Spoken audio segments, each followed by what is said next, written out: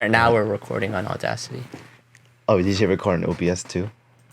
So this is getting a video. Okay. And then I guess this is where it starts off like 5, 4, 3, 2, and 1. Hello, everybody. My name's Thinh. I'm one of your hosts here on the Oh Kuh Cast. Is that what we're going with? That's what I have in mind so far. I don't know. I feel like a lot of the good podcasts either have like 2 or 3 syllables that makes it sound like it pops. What do you mean more than 3 syllables? Not more, just they have like 2 or 3 syllables. Okay. That makes it easier to say, like Off the Pill with like Ryan Higa, or No Chaser with Timothy Legato, Genius Brain, David. So do you see what I'm saying? It's Yeah. like the short syllables, like low number of syllables that help. So like Oh Kuh Cast, boom. I don't know. Or we do between 2 dumb fucks. That's way too many syllables. Yeah, between 2 dumb fucks. Like 5 syllables. That's way too much. It's gonna hurt people when they say it. I don't know. I really like this lighting though. Like this orange, like Gives like a sepia color. Like, yeah, like kind of. Yeah, it's not bad. feels like a restaurant. True. It's like low light, soft. Yeah. Wow. Well, we finally got this set up. Took us a while. Went to Micro Center to pick up some more shit. And we are finally rolling. But we're so unorganized. Look at all this cable management. It's all everywhere. I mean, this is the most ghetto setup ever, you know? This is like the from scratch setup. But yeah, I don't know. I'm just wondering, like, how we can put this all together. Adobe Premiere? That would work.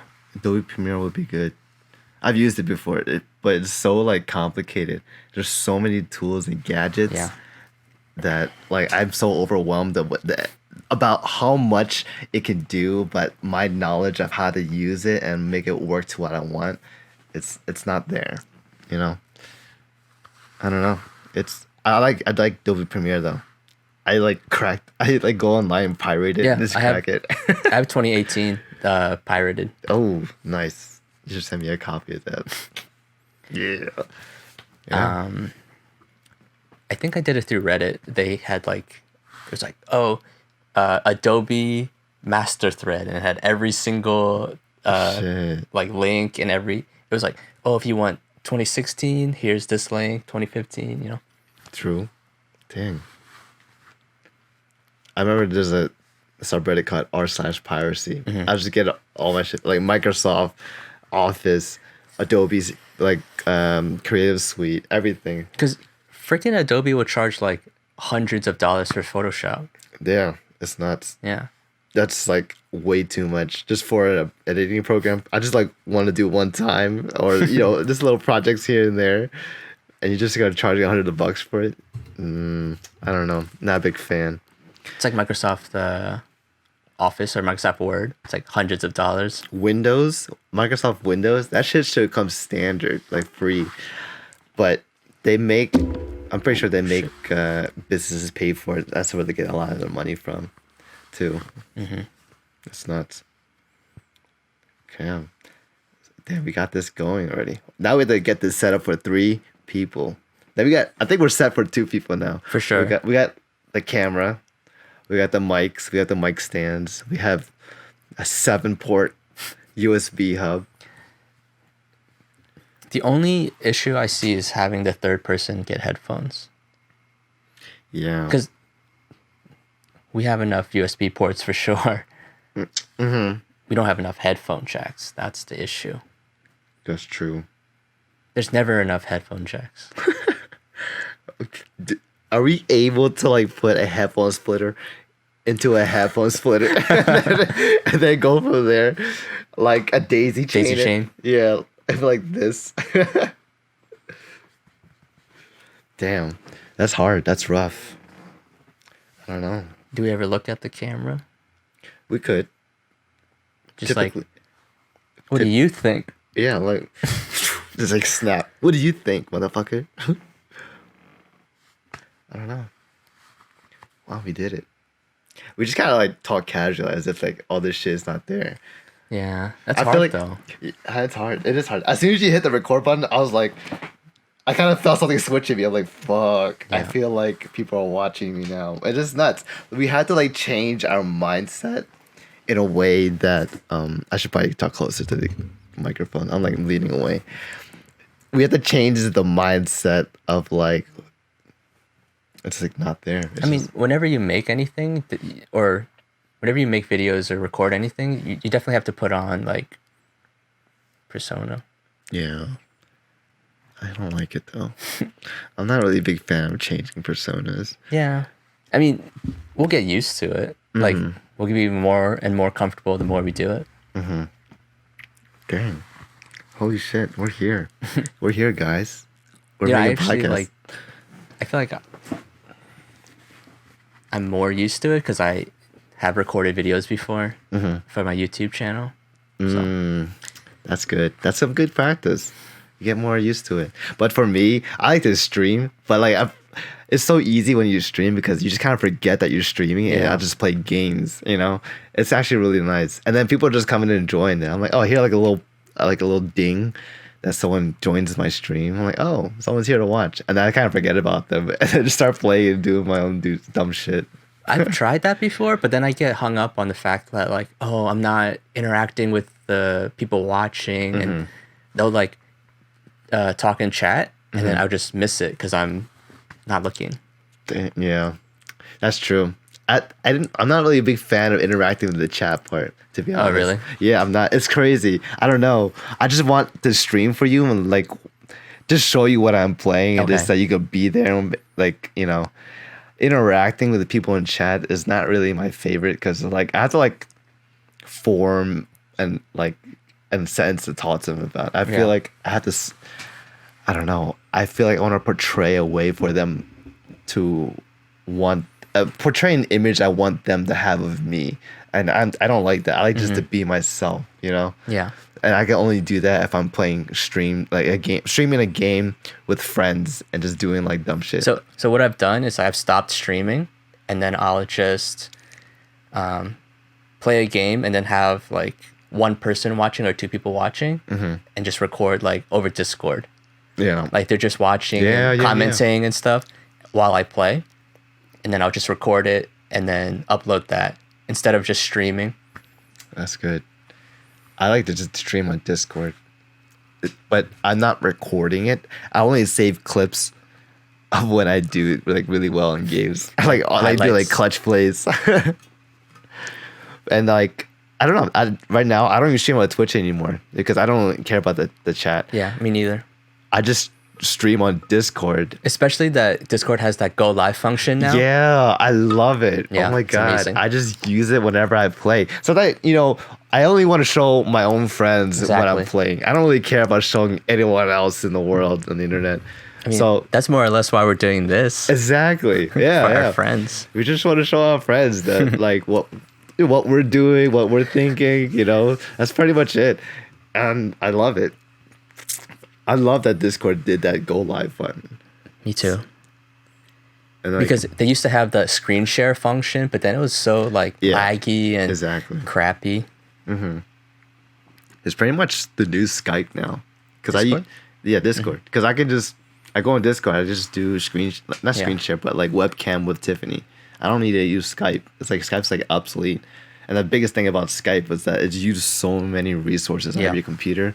It's like why even have it, you know? Discord is just Skype, but better. But better, exactly. With chat rooms. Webcams, it's nice.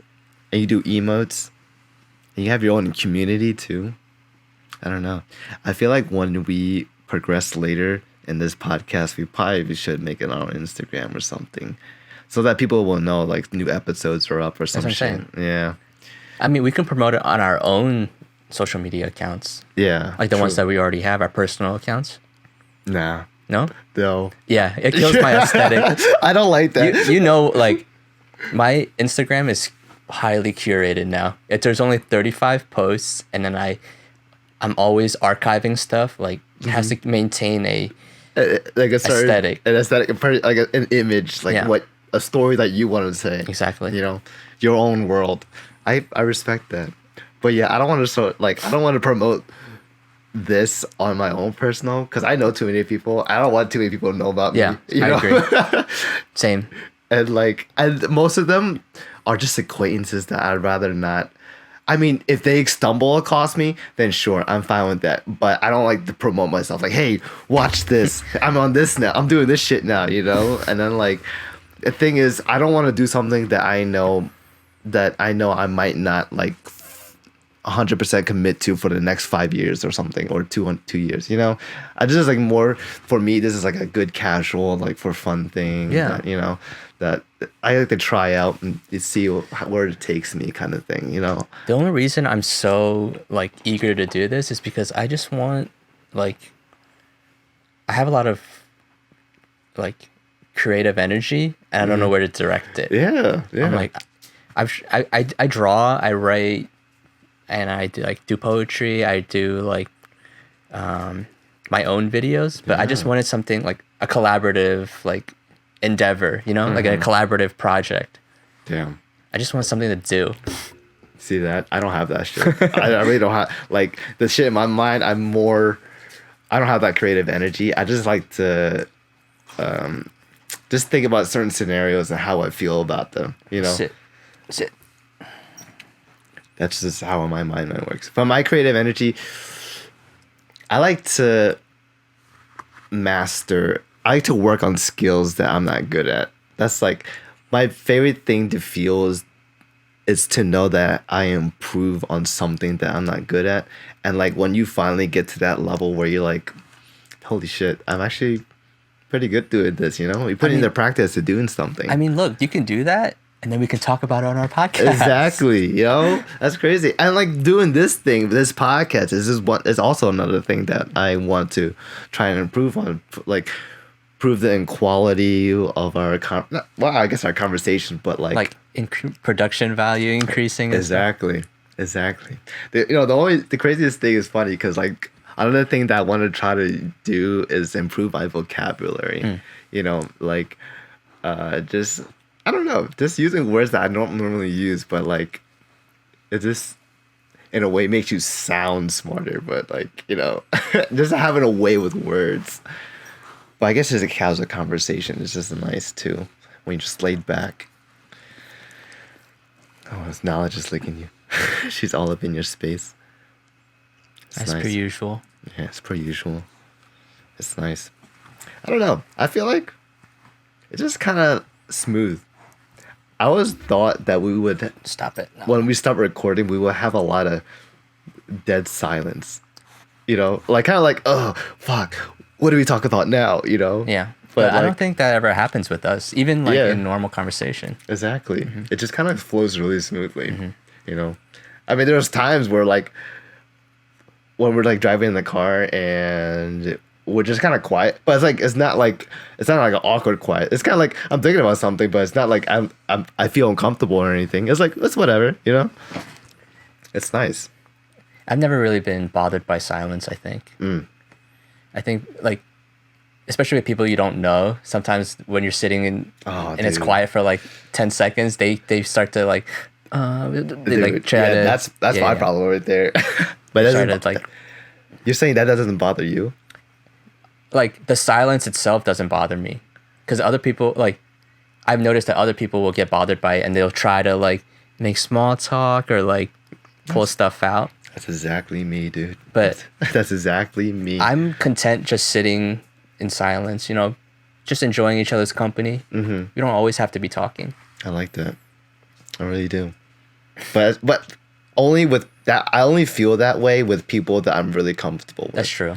But when I'm meeting new people and trying to get to know them, and it's like, it's kind of like a two-way street in a way. Like, I'm trying to get to know you, but at the same time, I don't know what questions to ask you, right. Or, you know, I don't know what you're interested in. Even though I try to ask you what you're interested in, some people will be like, oh, this and that. Yeah. I'm like, shit. Some people are just better conversationalists than others. Yeah, exactly. They'll just answer the question, but they wouldn't, like, tack on more what I'm asking for, you know? Yeah. They're like, oh, yeah, I like do this. I'm like, oh, okay.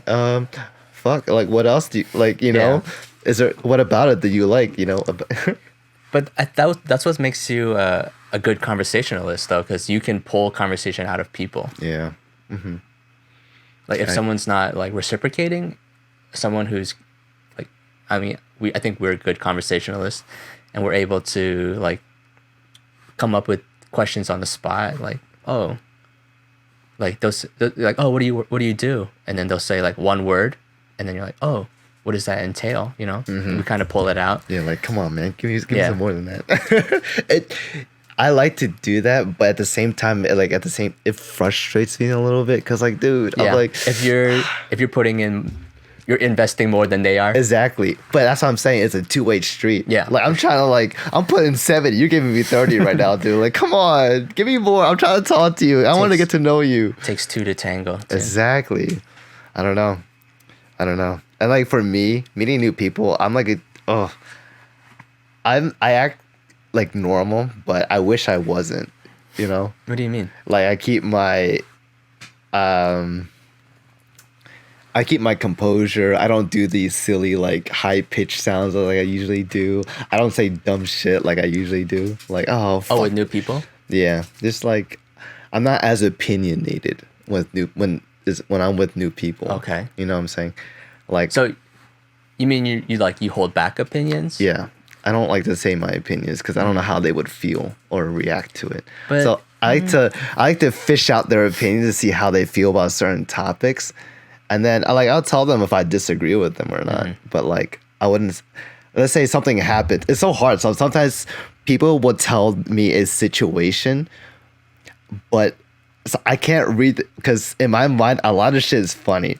So I like to laugh, but sometimes I'm laughing at a situation that they're like not happy about. You know, and so like I like to hold back my emotions too. They're like, oh man, like this happened.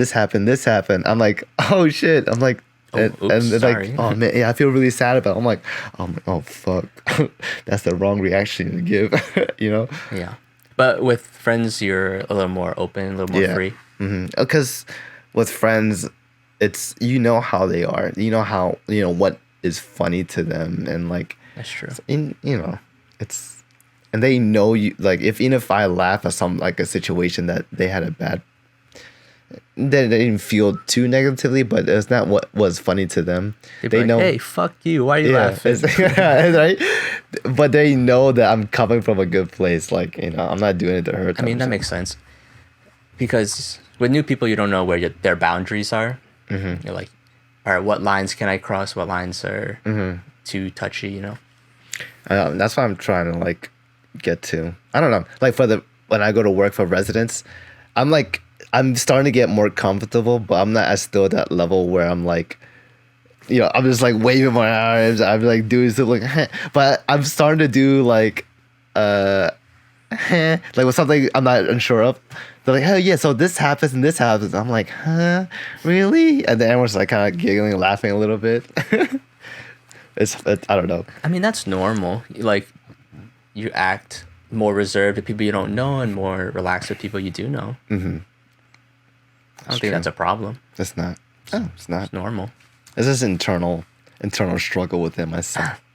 Like I want to get to that level with them, though. Oh, you want to be more. Yeah, I want to be more yourself. Exactly. Yeah, I want to be more open to them, but I feel like I hold back a lot. You see what I'm saying? Yeah. And it just because it's what I'm. For example, like what I put on like Instagram, that's like more of myself versus what I put out, versus what I show people, new people when they meet me. I'm not as silly. I'm like more controlled. Maybe it's just a work environment. I have to be more professional. That makes sense. Maybe it's just work. I have to be more professional at work. I don't know. But then what about friends and other groups of friends? Do you act differently with certain groups of friends? I would say I think it really depends on it depends on how I met them. If Okay. it's like a friend from a friend, then I'm much more comfortable. Because then I can act more myself around the friend Right. that I'm with. And then when they introduce it to me to their own friend, I'm like, hey, I already have someone that knows me, that knows I'm a good, like, I'm not a good person, but I'm okay to hang out with, and that shows the new friend or new acquaintance I'm meeting. They're like, hey, this is my friend Thinh. I'm like, cool, I can show who I am. Just do some dumb shit. I don't know. It's weird. It really depends who I'm with. But I do put on a different persona a little bit with different friend groups. So I you think, do? Yeah. I do have a different mask on. It's weird.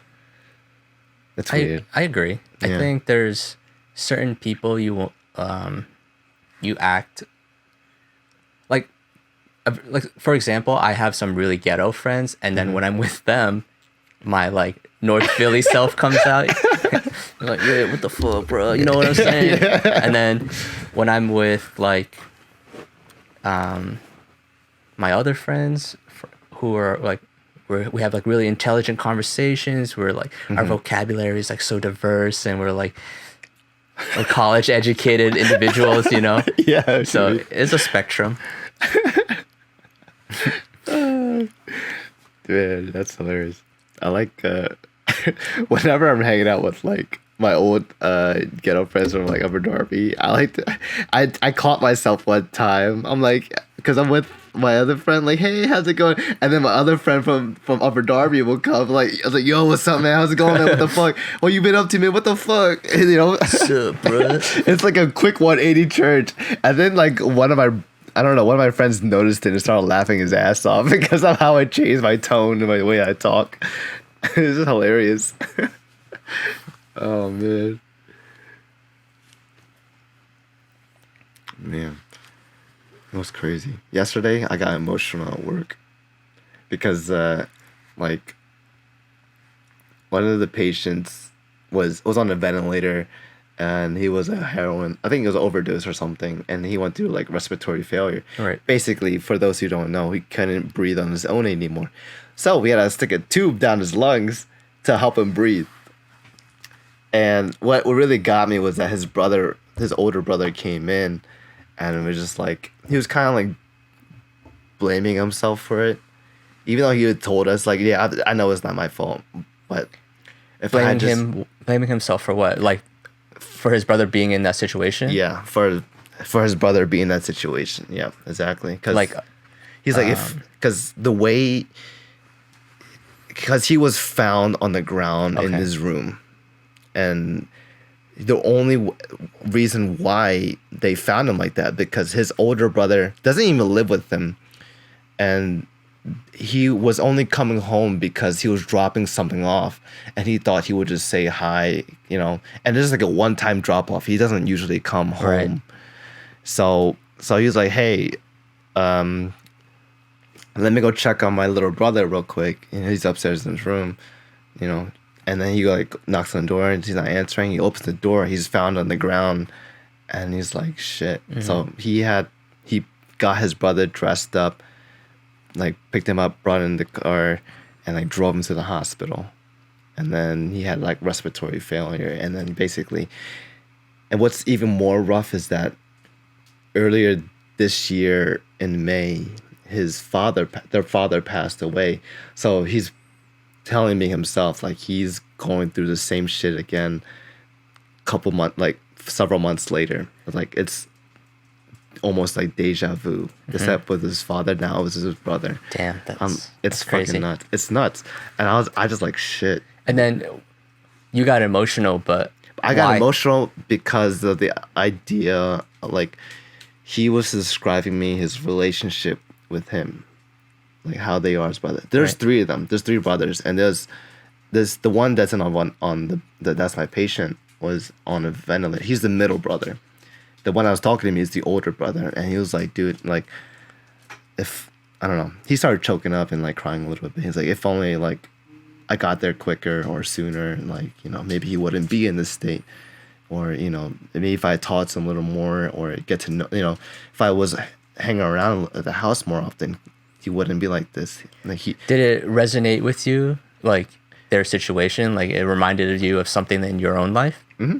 I would say so, yeah. Because he was like telling me like they would get into arguments and fights a lot when they were younger, and like now that they're older, like they would fight, but not like physical fight. Like he was telling me it's like an unspoken rule that they don't hit each other with a closed fist. You know, they would just like push each other or just kind of like hit each other on the arm, kind of like slap a quick slap, and them like, hey man, what are you doing? Stop doing that kind of thing, you know. And I tell like me and my brother are right now, kind of like I'm not that close with them, but like I would say I love to the point that we don't need to hang out, but like we can just chill at home whenever we're together. And like what really got to me was like shit, like this guy, like this brother really cares about him, you know. And like even if they don't always show it. Yeah. It's like even if they don't show it like that, they don't hug every day. They don't like they say what's up, like whatever, you know. But like even though they had a lot of like fights and whatever, he was like telling me, as soon as he gets out, I'm gonna tell him, I'm gonna hit him, I'm gonna give him a good smacking behind the head once he gets out of this. Like, you dumb idiot, why would you put yourself through this? You know. I was like, shit, what an older brother, you know, what a big bro. And it just kind of resonated with me. I was like, shit, man. I feel like if I saw my brothers like that, I'd probably be the same way. And like, I wouldn't want to see my brothers like that. And then just seeing him see his brother like that, I was like, fuck, man. I just kind of like, I felt it, you know. I was like, shit. And then I was telling my coworker, my other nurses, and then they were telling me that, yeah, you're gonna get like that, but you have to like learn. You have to learn how to take yourself away from that, like put that to the side and make sure you're there for the patient and take care. Like, it will hit you. I've always wondered about that. How do you like compartmentalize that sort of thing? Like, how do you not get attached to certain patients and like, and then how do you like stop yourself from treating certain patients better than others? You know what I mean? Like, oh, like I actually like these patients versus that patient who's a bitch, you know? On a textbook, you really can't. Like, even if in your head, like, one patient treats you better than the other patient, like, while another patient gives you shit, you still gotta treat them the same way, no matter what. That's how it is. Yeah. I mean, same for us, like, PT. I mean, I try, but it's not easy. It's not. You know? Because some patients you just care about a little bit more. I'm just asking because, like, I'm asking how do you deal with that? Because I deal with it in a certain way, but I'm not sure how you do it. I don't know. I really could. I wish I could tell you how. Yeah. But like, even I'm still very new to this, so I don't think I'm actually doing it very well. But I try to keep my mind on getting them to a better outcome rather than trying to focus on the emotional part. The reason why I get tripped up from it is because I kind of put myself in their shoes and see how they are, and I've been trying to do that less so that I can take care of them more as a profession than less as a friend. Or, you know. I think you can strike a balance there. Yeah. Because you need to treat them like humans, though. Yeah, definitely. And not just a list of diagnoses and conditions. That's very true. But then at the same time, you don't want to get attached to your patients because you want to treat everyone equally and fairly, right? It's hard. It's very hard. I don't know. Yeah. I wish there was a secret to it, but maybe over time you get used to it. You know, you kind of see the same thing over and over and over again. And you just kind of like, you feel bad, but you don't feel like super emotionally attached. Like, but you can sympathize, but not empathize. Exactly. You know? Yeah. Exactly. That's how it is. I don't know. It's crazy. I was like cheering up I was like at work, and then my coworker like talked to me about it. Like was trying to talk me out. Yeah, kind of talked me through it and everything. So it was like actually she really saw nice. you tearing up. Yeah, yeah. But and the brother was like telling us like, thank you, you guys are awesome. Thank you for helping me and everything. And like basically, my preceptor took the reins and kind of like was consoling him, I guess you would say. Basically, like, it's not your fault. Like it was his choice and his way. This is never your fault. You guys do get that training too, right? Like psychiatry training, like psychology class. Very lightly. Like I did have like one like lecture. It's called about therapeutic communication. Right. We had the same thing. It's like but they never like trained us on how to do it. They're just kind of like, this is what you should say on paper, and I'm like, okay, what the fuck? And they tell you this is what you say, and they categorize it. This is called rephrasing. Yes, that's too tactical. Exactly. It's like very cold. I'm like, I don't know. It's like it's ways to say to make the patient feel that they know that you understand them, that you're hearing what they're saying. Kind of like reflexive listening or whatever it's called. Yeah, exactly. Like, oh, it sounds like you're frustrated.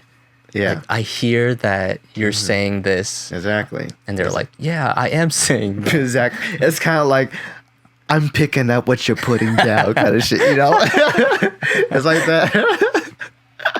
Imagine saying that to a patient. Like, oh, I'm in so much pain. Like, I'm picking up what you're putting down. It's like, that sounds frustrating. But I am picking up what you're putting down. Truly. Truly. Oh, man. Wow. This is fun. That kind of went good. Wow, that was already 30 minutes already, bro. All right, well, thanks for listening, guys. It was a nice first podcast. This is just a test run, by the way. So we're still working on the kinks and out. But where can they reach you, Alan? This is the moment where you plug in our shit, yo. Right. You can find me on Twitter at StrugglyX23 and on Instagram at AlanX23. That's ALUNX23. Very beautiful. Good work. And you can find me on Instagram at Thinman, THINHMAN. And yeah, that's it. You can only follow me on there. Nowhere else. I don't want to talk to you. Don't contact me. Don't message me. And then at the end of every episode, we do a segment called "What's Up with You?" Yeah. Oh, what's up with me? We just talk about something that's caught our interest, maybe a movie, TV show, video, anything. Could be anything that caught your interest this week. Dude, I wish I could show you what I'm into right now. What's up with me? I just bought a copy of this game called Rainbow Siege 6. And then me and my boys are playing it right now. And it's just fun. It's just a computer game. Basically a computer shooting game where it's very tactical.